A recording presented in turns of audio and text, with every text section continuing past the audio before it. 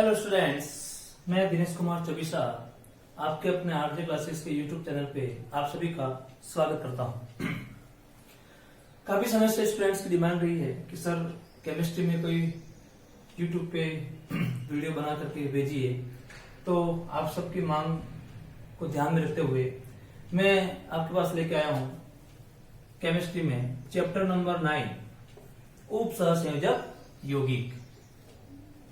उप सहसंयोजक यौगिक की परिभाषा को आपने पहले पढ़ा भी होगा, नहीं भी पढ़ा हो तो मैं बेसिक से इस चैप्टर को पूरा आपको बेसिक को लेते हुए इस चैप्टर को पूरा आपको समझाऊंगा। मैं पूरी कोशिश करूंगा कि चैप्टर आपको अच्छी तरह से समझ में आ जाए।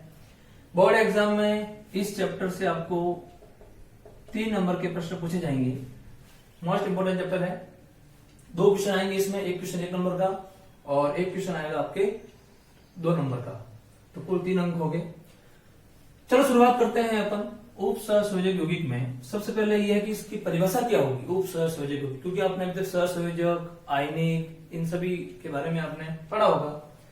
सबसे पहले परिभाषा देखें अपन तो सपोज देखो, सिंपल सा एग्जाम्पल बता रहा हूं मैं। अपने पास 2 परमाणु है, एक ए है और एक बी परमाणु है। ए और बी है, लेकिन 2 इलेक्ट्रॉन यानी कि इलेक्ट्रॉन युग्म, इसको बोलेंगे अपन इलेक्ट्रॉन युग्म। ये किसके पास है? बी के पास है और ए के पास कोई इलेक्ट्रॉन नहीं है। अगर ये बंध बनाना चाहें तो कैसे बनेगा इन दोनों के बीच में बंध? तो ए के पास कुछ है ही नहीं, बी के पास 2 इलेक्ट्रॉन यानी कि 1 इलेक्ट्रॉन युग्म है। अब यहां पे देखें, इन दोनों के बीच में एक शर्त होगी। शर्त ये होगी कि बी कहेगा अगर मैं दोनों इलेक्ट्रॉनों को लगा करके और तुम्हारे साथ बंध बनाऊं, लेकिन तुम वापस यहां से भाग नहीं पाओगे, तो यानी कि ये कह सकते हैं कि जब कोई एक ही परमाणु अपने इलेक्ट्रॉन युग्म दान करके और बंध बनाता है, इस दौरान बनने वाले बंध को अपन उप सहसंयोजक बंध कहते हैं। इस बंध को अपन बोलेंगे उप सहसंयोजक बंध।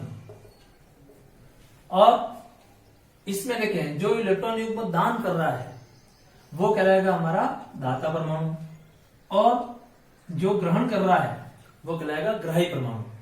तो यहां पे देखें, जो फर्स्ट भाग है इस तीर में, एरो में, वो दाता परमाणु को इंगित करता है और अग्र वाला भाग जो है वो ग्राही परमाणु को इंगित करता है। अब परिभाषा यहाँ पे क्या होगी? उप सहसंयोजक बंध की परिभाषा ये होगी कि जब कोई एक ही परमाणु अपने इलेक्ट्रॉन युग्म दान करके और बंध बनाता है, तो इस प्रकार बनने वाले बंध को उप सहसंयोजक बंध कहते हैं। और जिन यौगिकों में इस प्रकार का बंध पाया जाता है, ऐसे यौगिक को उप सहसंयोजक यौगिक कहते हैं। कुछ एग्जाम्पल बताता हूं मैं आपको। देखिए, एग्जाम्पल फर्स्ट, H+ का मतलब क्या हुआ? आप सबको पता है कि हाइड्रोजन का परमाणु क्रमांक 1 होता है। इसका मतलब इसमें इलेक्ट्रॉन भी कितने होंगे? 1 इलेक्ट्रॉन होगा। और उस इलेक्ट्रॉन को भी ये दान कर देता है और इस इलेक्ट्रॉन को दे करके, और ये कौन सी स्टेट में आ जाता है? H+ स्टेट में। दूसरा यहां पे अपन ने ले लिया अमोनिया। अमोनिया का सूत्र होता है NH3 और इसकी संरचना होगी पिरामिडी। नाइट्रोजन के संयुक्त उसमें कितने इलेक्ट्रॉन होते हैं? 5। 5 में से ये 3 इलेक्ट्रॉन का साझा करता है किसके साथ? हाइड्रोजन के 1-1 इलेक्ट्रॉनों के साथ। अब देखिए, एक चीज और बताता हूं मैं आपको। यहाँ पे 1 इलेक्ट्रॉन हाइड्रोजन का और 1 इलेक्ट्रॉन नाइट्रोजन का। 1-1 इलेक्ट्रॉनों के साझे से जो यानी समान रूप से साझेदारी होती है इलेक्ट्रॉनों की, ऐसा जो बंध बनता है, ऐसे बंध को अपन बोलेंगे सहसंयोजक बंध। अब नाइट्रोजन के पास मैं आपको बताया था कैसे होते हैं, देखो बताता हूं मैं आपको। नाइट्रोजन का परमाणु क्रमांक होता है 7 और इसमें देखें के कोष में कितने इलेक्ट्रॉन होंगे? 2। एल कोष में कितने होंगे? 5। तो नाइट्रोजन के संयुक्त कोष के इलेक्ट्रॉनों की संख्या कितनी होगी? 5। यहाँ पे साझा कितने इलेक्ट्रॉनों से हुआ है? 1, 2, 3 तो नाइट्रोजन के और 1, 2, 3 ये हाइड्रोजन के। नाइट्रोजन के पास कितने इलेक्ट्रॉन बच गए?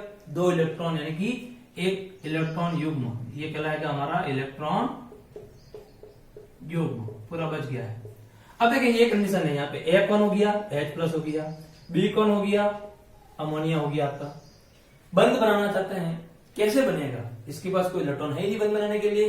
इलेक्ट्रॉन युग्म जो है वो किसके ऊपर है, नाइट्रोजन के ऊपर है। शर्त ये होगी, नाइट्रोजन कहेगा कि अगर मैं इस इलेक्ट्रॉनों युग्म दान करके और तुम्हारे साथ अगर मैं बंध बनाऊं, लेकिन तुम वापस H+ की स्थिति में वापस अलग नहीं हो पाओगे।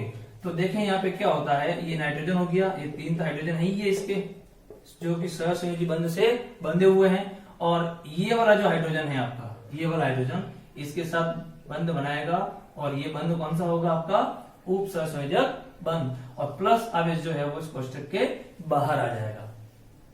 और एग्जांपल दे देता हूं मैं आपको कि BF3 का मतलब ये हुआ बोरॉन ट्राइफ्लोराइड।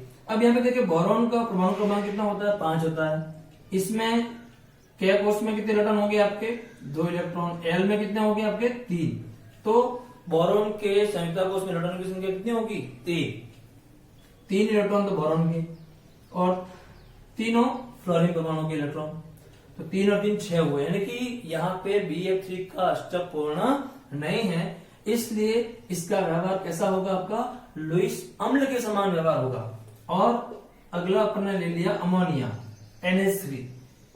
इसमें देखें ये जो है जो अपने इलेक्ट्रॉन युग्मों का दान करते हैं, यानी कि जिनमें दान करने की प्रवृत्ति होती है, उनका व्यवहार होता है लुईस क्षार के समान। यहाँ पे भी वही कंडीशन, इसके पास तो कुछ है ही नहीं और इसका स्थायित्व भी पूरा नहीं है, तो ये अपने इलेक्ट्रॉन इसके साथ दान करेगा और उप सहसंयोजक बंध बनाएगा। देखिए कैसे बनेगा, ये B हो गया, और ये N, और ये H, और ये 3, इस तरह से, और ये बंध कहलाएगा आपका उप सहसंयोजक बंध।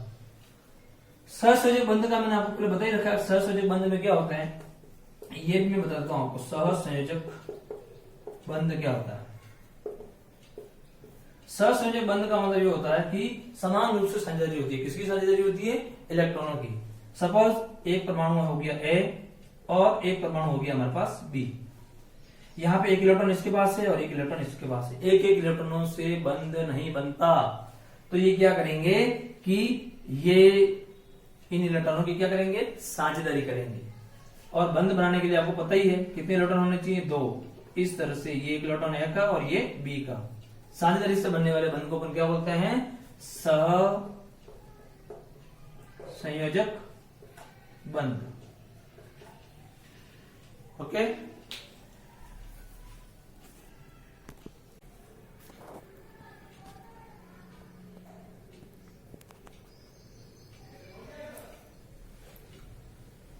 अब इसी चैप्टर में अपन आगे बात करते हैं योगात्मक यौगिक की। योगात्मक यौगिक का मतलब ये होता है कि योग से प्राप्त यौगिक, 2 या 2 से अधिक सरल यौगिकों को आणविक अनुपात में मिश्रित कर देते हैं, फिर इसको अपन क्या करते हैं, वाष्पन करते हैं, और वाष्पन से प्राप्त यौगिक को अपन बोलते हैं योगात्मक यौगिक।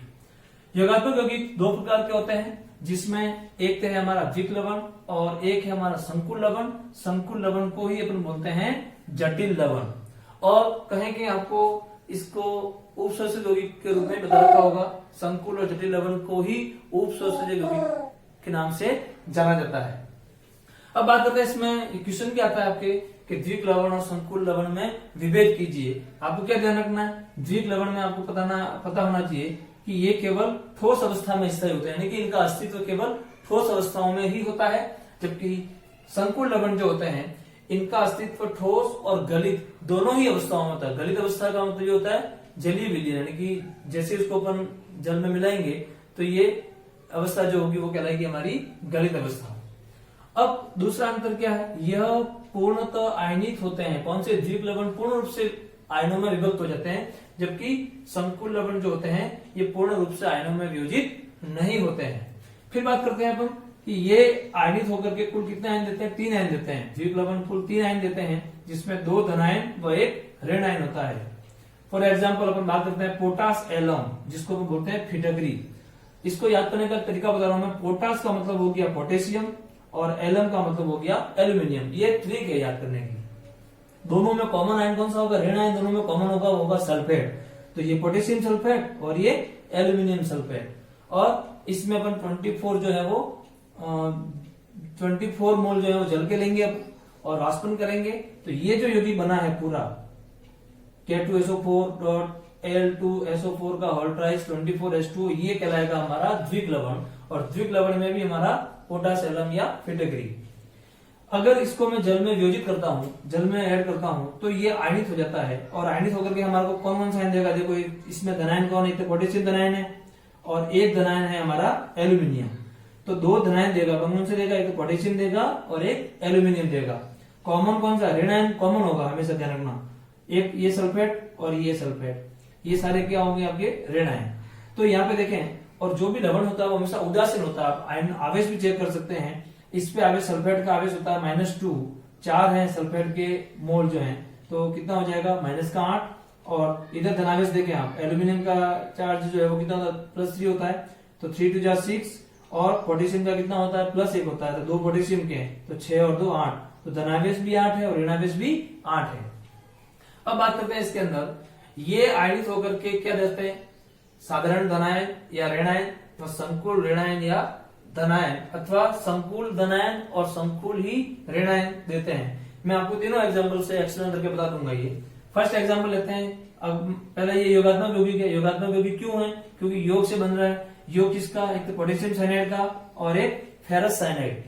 इन दोनों का अपन ने योग किया और वाष्पन किया, तो वाष्पन से जो यौगिक प्राप्त हुआ K4FeCN6, ये यौगिक कहलाएगा आपका उपसहसंयोजक यौगिक। अब यहाँ पे देखें, ये जलीय विलयन में वियोजित होकर के क्या देता है हमारे को? ये देगा पोटेशियम के धनायन आगे, और ये पूरा जो वर्गाकार कोष्ठक जो दिख रहा है आपको, ये पूरा आयन अलग रहेगा, ये वाला आयन पूरा। और पोटेशियम के धनायन है, तो ये तो साधारण धनायन हो गया। और ये पूरा जो है वो संकुल कहलाएगा। संकुल का मतलब जटिल, जो कि पूर्ण रूप से वियोजित नहीं हो रहा है। यहाँ पे देखें आप, Fe यानी कि आयरन और Cn का मतलब साइनाइड, तो Fe और Cn भी अलग अलग नहीं हो पा रहे हैं, इसीलिए इसको बोलते हैं अपन संकुल लवण। और पहले बता रखा कि ये आयनित नहीं होते हैं, पूर्णतः आयनित नहीं होते हैं। यहाँ पे देखो Fe और Cn में आयनित नहीं हो रहा है, इससे ये वाला क्या हो गया? हमारा संकुल। तो अगर ये पोटेशियम धनायन हो गया, साधारण धनायन है, तो क्या हो जाएगा? संकुल ऋणायन।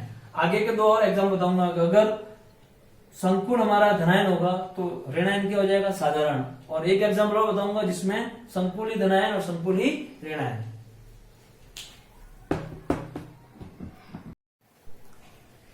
अब आगे अपन एग्जाम्पल लेते हैं। नेक्स्ट एग्जाम्पल द्विक लवण में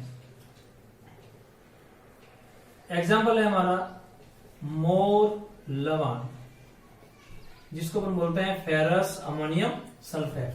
पता रखा योगात्मक यौगिक का योग करते हैं। इसमें किस किस का योग करते हैं? इसमें एक तो होता है हमारे पास FeSO4 फेरस सल्फेट, और एक होता है हमारे पास अमोनियम सल्फेट .6H2O।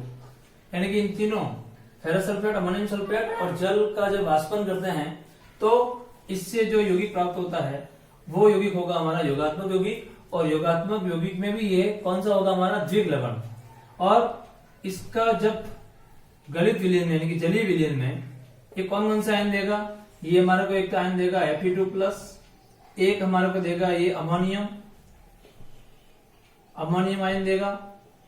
और कॉमन क्या है इसके अंदर? इसमें भी सल्फेट है और इसमें भी सल्फेट है, तो कॉमन हो गया 2SO4 2-। अब अपन आवेश की बात करते हैं, तो -2 और 2 है इसके मोल सल्फेट के, तो -4 हो गया। यहाँ पे देखें अमोनियम का कितना? +1 होता है, तो 2 हो गए अमोनियम के और 2 हो गए फेरस के। तो प्लस का भी 4 आवेश और माइनस का भी 4 आवेश। और इसका एग्जांपल ले लेते हैं अपन। एग्जांपल नंबर 3 वो है हमारा कार्नेलाइट। कार्नेलाइट में क्या होता है? KCl MgCl2.6H2O। ये भी गलित अवस्था में यानी कि जलीय विलयन में हमारे को कौन कौन सा आयन देगा? ये जलीय विलयन में आयन देगा हमारे को, एक तो पोटेशियम आयन देगा और एक देगा हमारे को मैग्नीशियम आयन, और कॉमन कौन है? क्लोराइड, और ये क्लोराइड, तो 3Cl माइनस का भी 3 आवेश है, और यहाँ पे प्लस के कितने आवेश है? +2 और +1, 2 और 1 3। इसी तरह से संकुल लवण की बात करते हैं अपन, तो संकुल लवण में या जटिल लवण में एग्जांपल नंबर 2 लेते हैं अपन। तो एग्जांपल नंबर 2 क्या है? देखें, एक एग्जांपल ले रहा हूं मैं CONH3 6Cl3। ये जलीय विलयन में हमारे को कौन कौन सा आयन देगा? देखें आप, Cl क्या क्लोराइड, क्लोराइड क्या ऋण आयन है, तो ये CO NH3 6 और Cl के कितने 3 है, तो 3Cl माइनस Cl कौन सा आयन है हमारा, ऋण आयन है, तो ये ऋण आयन जो हो गया वो क्या हो गया साधारण। तो ये पूरा क्या है जो कि अलग अलग पूरा कंप्लीटली कोबाल्ट और अमोनिया में अपघटित या विकसित नहीं हो रहा है, तो ये हो जाएगा हमारा संकुल यानी कि जटिल। तो संकुल क्या हो गया, क्योंकि -3 Cl का -1 आवेश होता है, Cl के 3 है तो -3 आवेश है, तो धनायन P कितना होगा 3+ होगा, तो संकुल क्या हो गया हमारा धनायन हो गया। दूसरा एग्जाम्पल हो गया ये। एग्जाम्पल नंबर 3 इसी में, एग्जाम्पल नंबर 3 में क्या होगा कि CO NH3 6 और CrCl 6, यानी कि इसमें देखो क्या होगा, जब गलित अवस्था में या जलीय विलयन में ये जो है हमारे को कौन सा आयन देगा, CO NH3 6 और एक देगा हमारे को CrCl 6, यानी कि ये वाला हमारा ऋणावेश, पीछे वाला हमेशा ऋणायन होता है और आगे वाला जो भाग है वो हमारा धनायन होता है। तो देखिए ये भी संकुल है, गुरु कोष्ठक या वर्गाकार कोष्ठक वाली प्रजाति हमेशा संकुल होती है, तो संकुल क्या हो गया हमारा धनायन, और संकुल ही हमारा क्या है ऋणायन।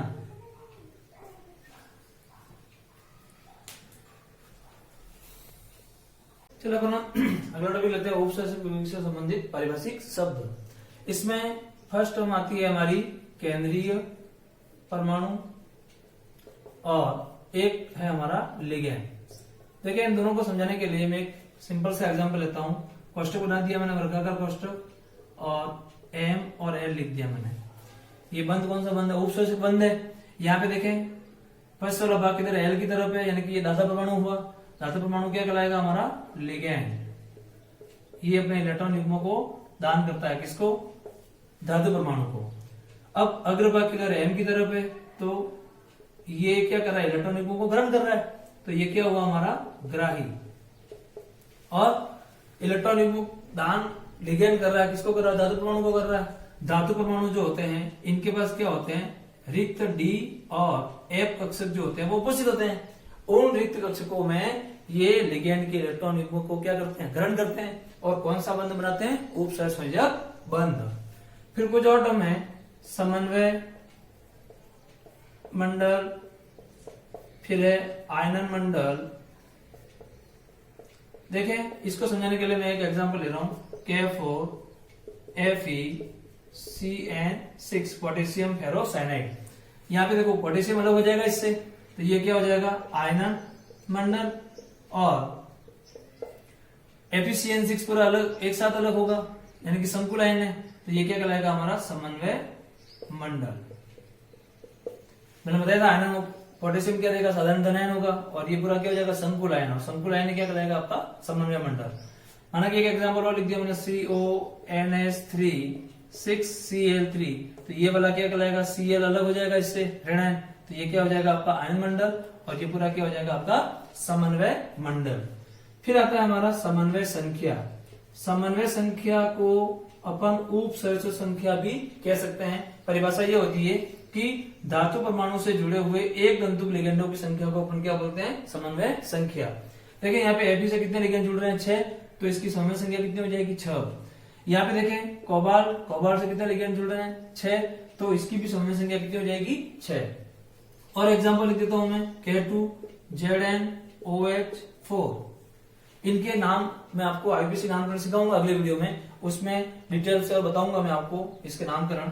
अभी एक बार आपको समन्वय संख्या देखना है, तो यहाँ पे देखें जिंक धातु परमाणु हो गया, लिगेंड कौन हो गया OH, कितने लिगेंड की संख्या 4, तो समन्वय संख्या कितनी होगी 4। अब देखिए अब यहाँ पे आप बोलेंगे, मैंने लिखा EN3 और ये 3+, ये कोई यौगिक है। यहाँ पे आप बोलोगे 3 है, तो 3 समन्वय संख्या हो जाएगी, नहीं। यहाँ पे देखो EN जो है आपको पता लगाना है कि कौन सा तंतु लिगेंड है, द्वितंतु। डिटेल में आपको जब लिगेंडों के प्रकार बताऊंगा, नामकरण सिखाऊंगा, उसमें मैं सारा आपको डिटेल बताऊंगा अगले वीडियो में। EN का सूत्र आपको पता लगना चाहिए, CH2 ये NH2 और ये NH2। यानी कि एक दंतुक लिगेंडों की संख्या बोली मैंने, धातु परमाणु से जुड़े हुए एक दंतुक लिगेंडों की संख्या जो है वो समन्वय संख्या कहलाती है। तो यहाँ पे देखें ये द्विदंतुक लिगेंड है एथिलीन डाइएमीन। यहाँ पे देखें ये लोन पेयर और ये लोन पेयर, धातु परमाणु कितने हुए 1 और 2। एक ही लिगेंड में 2 धातु परमाणु है, तो आपको क्या करना है, यहाँ पे 2 से गुणा करना है। तो 3 × 2 = 6, तो इसकी समन्वय संख्या कितनी हो जाएगी आपकी 6। इसी प्रकार से और भी इसमें टर्म्स में समन्वय मंडल के बाद में आपके होमोलेप्टिक संकुल, हेटेरोलेप्टिक संकुल, किलेट लिगेंड क्या होते हैं, उभयदंतु लिगेंड क्या होते हैं, वो मैं सारे आपको मेरे अगले वीडियो में आपको बताऊंगा।